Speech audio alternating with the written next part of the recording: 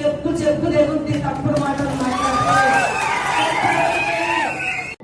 నిన్న రాష్ట్ర పంచాయత్ రాజ్ శాఖ మంత్రి ధనసరి అనసూయ అలియాస్ సీతక్క నిన్న ములుగులో ఆమె మాట్లాడినటువంటి మాట ఆమె పైన ఆమె మంత్రిత్వ శాఖ పైన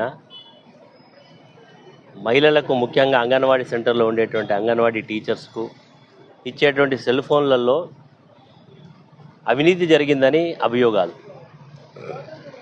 వచ్చినప్పుడు వివరణ ఇచ్చుకోవాల్సిన బాధ్యత రాష్ట్ర మంత్రిగా ఆమె పైన ఉంటుంది.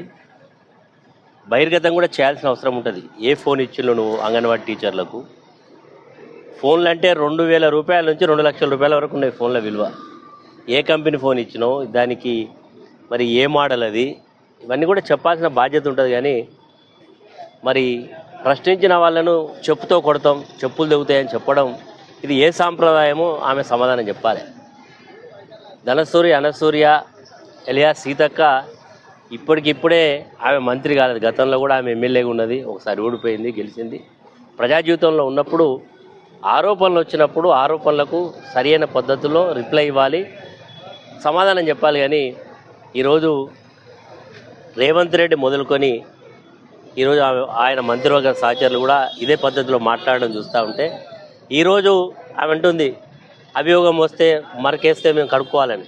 మరి నువ్వు కూడా గతంలో కేసీఆర్ గారి ప్రభుత్వంలో ఉన్నటువంటి ముఖ్యమంత్రి గారిని తెలంగాణ రాష్ట్ర ప్రయోజనాలను దృష్టిలో పెట్టుకొని కాళేశ్వరం ప్రాజెక్టు కడితే ఆ ప్రాజెక్టు యొక్క వ్యయమే 1,00,000 కోట్లు కాకపోయినప్పటికీ 1,00,000 కోట్ల రూపాయల అవినీతి జరిగిందని ఏ ఆధారాలతో నువ్వు మాట్లాడినావు?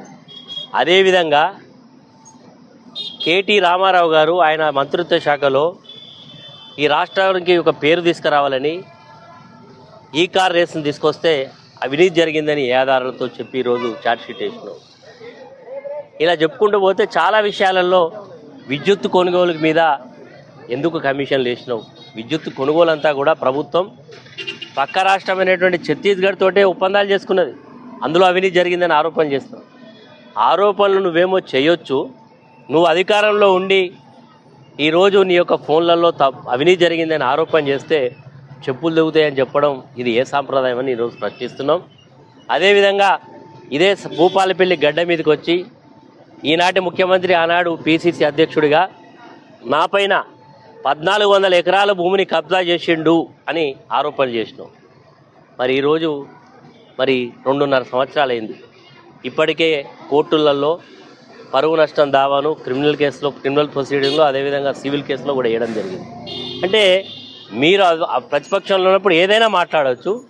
ఈరోజు మేము ప్రతిపక్షంలో మిమ్మల్ని ప్రశ్నిస్తే ఈ రకమైనటువంటి భాష మాట్లాడడం మేము భారత రాష్ట్ర సమితి తీవ్రంగా ఖండిస్తున్నాం.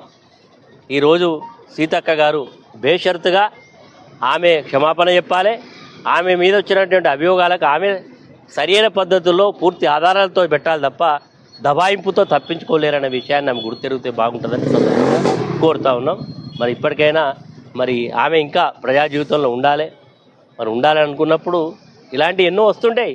వచ్చినప్పుడు సమాధానం చెప్పాలి, కానీ ఎదురుదాడితో తప్పించుకునే ప్రయత్నం ఉండదని సందర్భంగా తెలియజేస్తాం.